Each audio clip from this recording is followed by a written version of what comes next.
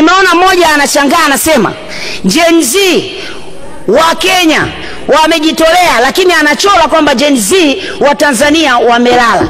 Tunataka tuambie vijana wetu wamejengwa katika misingi ya baba zao, like father like son.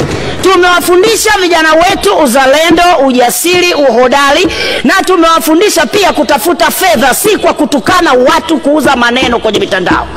Vijana wetu hawataungana na mambo ya kipumbavu, kwa sababu lazima tukubaliane kwamba amani, Biblia inasema katika Isaya 32 mstari wa 17, amani ni zao la haki. Haki tuliyoijenga kwenye taifa hili ndio inayozalisha amani, na amani hiyo inaleta matunda ya utulivu na matumaini.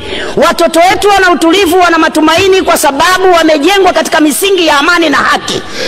Wasitake kutuaminisha kwamba sisi kwetu hakuna haki. Sisi kwetu haki ipo. Hizi changamoto nyingine ni ndogo ndogo ambazo zipo katika taifa na hata kwenye familia zipo. Baba na mama mnaweza mkagongana, ni changamoto zipo. Rais wa Jamhuri ya Muungano wa Tanzania amesema kama kuna changamoto sema ili tusaidiane, na amekuwa ni rais msikivu.